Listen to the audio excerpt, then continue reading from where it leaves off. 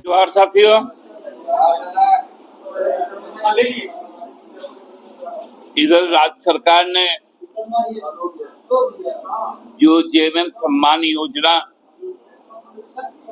की घोषणा हुई और उसके बाद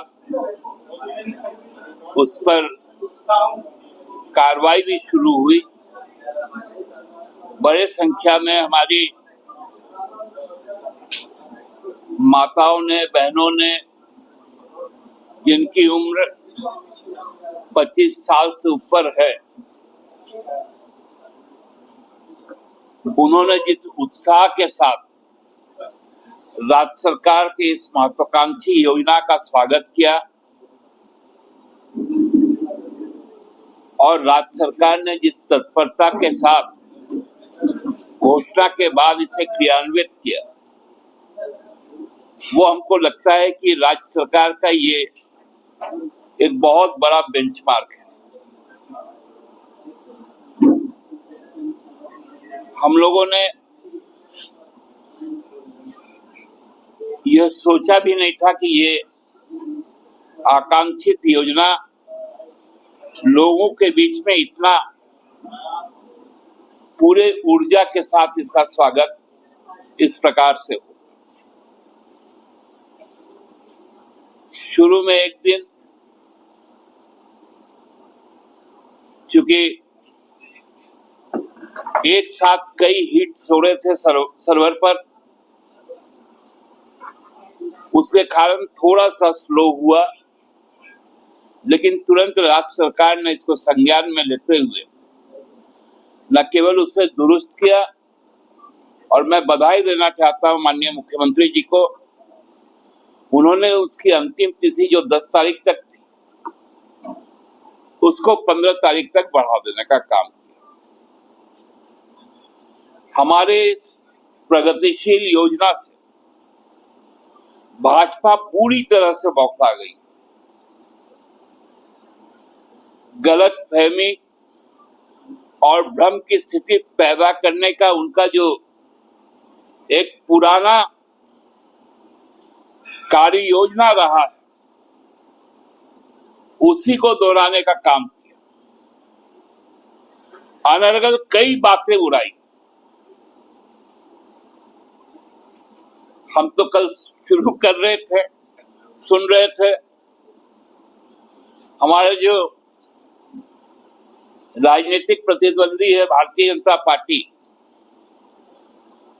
उनके जो प्रदेश अध्यक्ष, उन्होंने कहा कि ये योजना जो लाया गया है, इससे जनता कमाई करेगी, ये राज्य सरकार कमाई करेगी। 12,000 रुपए, लगभग 50 लाख माताओं को, बहनों को हर साल पहुंचाने का काम राज्य सरकार यदि कर रही है, तो ये तो उसके खाते से ही खर्च हो रहा है, क्योंकि अब बौखलाहट इतनी है। पहला शुरू किया था इन्होंने डेमोग्राफी पर। जब डेमोग्राफी का उनका पिटारा की सच्चाई सामने आ गई कि वो राज्य की चिंता नहीं कर रहे थे, वो धार्मिक भावना से खेल रहे थे, तो उनका वो जिस गेंद को लेकर वो आए थे, वो गेंद ही अब हवा में गायब हो गई।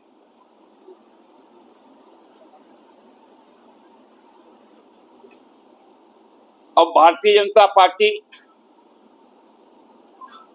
न मुद्दे तय कर पा रही है, न भारतीय जनता पार्टी अपने किए गए पापों का हिसाब दे पा रही है। इसलिए राज्य सरकार के जो 100 से ज्यादा योजनाएं आज धरातल पर है, उससे पूरी तरह से बौखला गई,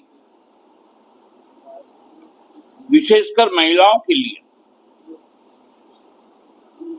जो सावित्रीबाई फुले किशोरी समृद्धि योजना हो, चाहे वो फूलो झानो आशीर्वाद योजना हो, जिसमें बहनों को, माताओं को आर्थिक रूप से सबल बनाया, शैक्षणिक तौर पर सबल बनाया। जो बच्चियां आज विदेशों में जाकर पढ़ रही हैं और वहां पर नौकरी भी करने लग गई है पढ़ाई के बाद। जो आधी आबादी जो सशक्त हुई है यहाँ पर, जिसका हर स्तर पर सम्मान हुआ, हर स्तर पर उनको समृद्ध किया गया, ये भारतीय जनता पार्टी के लिए एक बहुत बड़ा सेटबैक ही नहीं है, क्योंकि उनके दिमाग में जो उन्होंने महिला आरक्षण पे जो संसद में एक कानून इंट्रोड्यूस किया, अब उसका कहीं कोई जिक्र नहीं होता। लेकिन हम जो कहते थे, कहते हैं और कहेंगे, उनको हम पूरा भी करते हैं। रोजगार के क्षेत्र में भी युवाओं को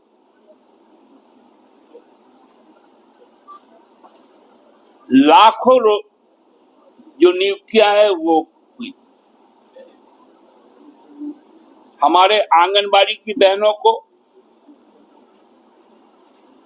रसोईया बहनों को हर तरह से समृद्ध किया गया।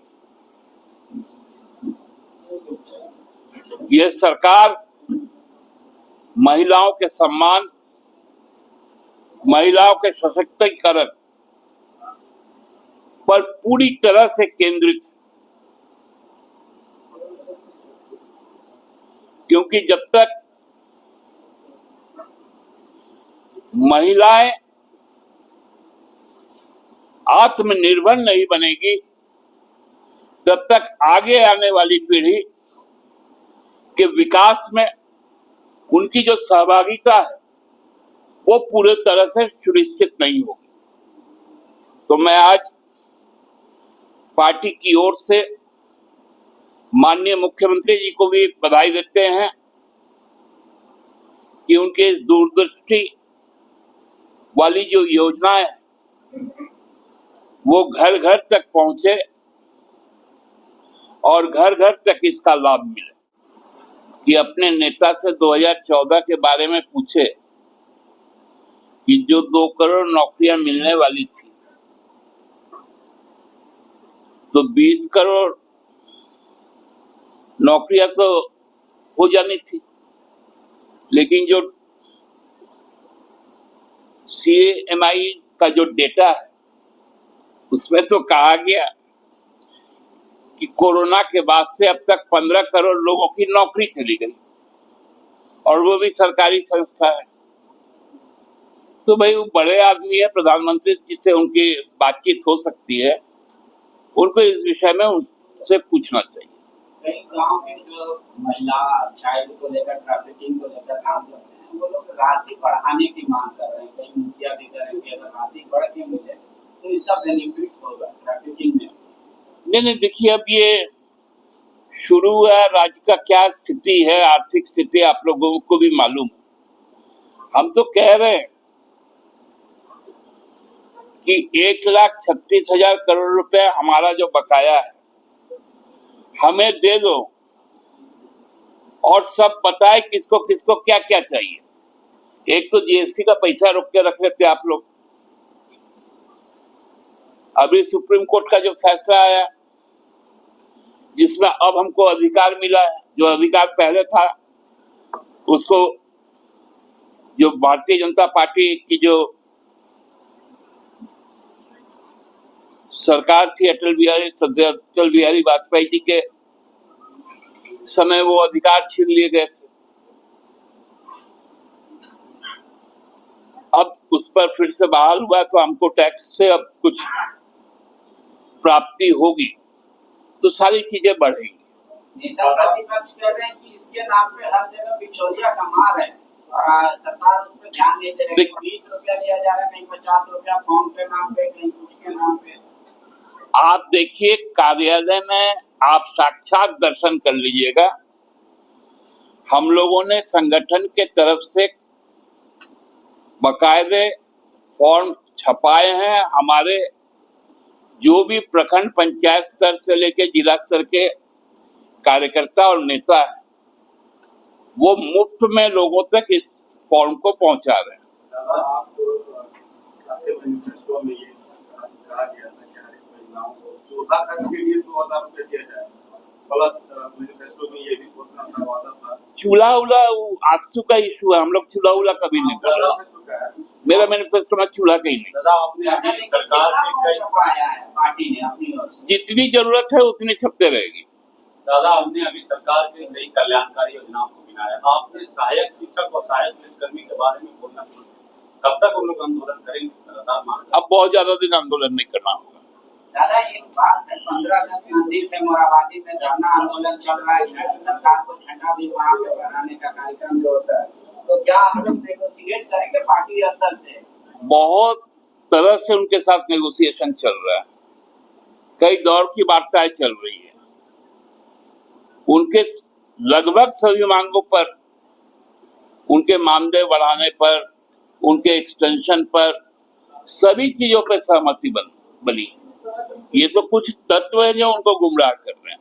वो क्यों नहीं पूछ रहे हैं कि इनकी जब नियुक्ति हुई थी तो रघुवर दास जी ने ऐसा क्लॉज क्यों डाल दिया था, शासकीय क्लॉज, जिनसे ये आज आंदोलन को मजबूर है। ये रघुवर सरकार के पापों का प्रदर्शन वहां पर हो रहा है। जो मुख्यमंत्री ने सदन में भाषण दिया था, ये कहा था कि 1.5 लाख लोगों ने रोजगार दिया है, उसका श्वेत पत्र जारी करने का है। उसमें रोजगार प्राइवेट सेक्टर में कितना दिया, सरकारी सेक्टर में? बहुत जल्दी उस पर हम लोग श्वेत पत्र लाएंगे। अभी देखिए सरकार काम कर रही है,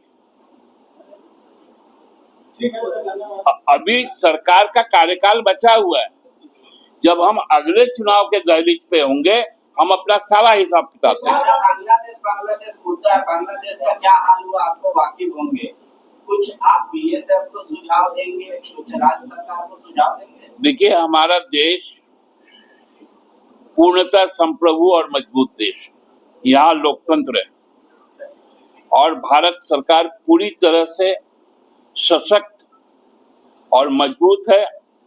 भारत के लोग भारत सरकार के साथ खड़ी है, भारत के सैन्य बल के साथ खड़ी है और सैन्य बल पे हमें पूरा भरोसा है कि हमारा देश न केवल सुरक्षित ही है वरन पूरे विश्व में मानवता के हिसाब से सबसे लोकप्रिय देशों में एक है। देखिए ये प्रशासनिक जो चीजें हैं ना, ये आपको हमको लगता है कि पार्टी के प्रवक्ता से नहीं पूछकर पुलिस के भी एक प्रवक्ता उनसे बात करनी चाहिए। दादा एक आखिरी सवाल है मेरा, ये तो आप उनको पैसा दे रहे हैं जिससे आप काम नहीं ले रहे, मतलब सरकार काम नहीं ले रही, और बहुत सारे अनुबंध कर्मी हैं जो कह रहे हैं कि हमारा कुछ बढ़ा दो, आंगनबाड़ी से लेकर सेंटर सहायिका से लेकर, आंगनबाड़ी का बढ़ा है और वो चाह रहे पारा टीचर। देखिए वो चाहने का कोई लिमिट नहीं होता, लेकिन देने का एक लिमिट होता है।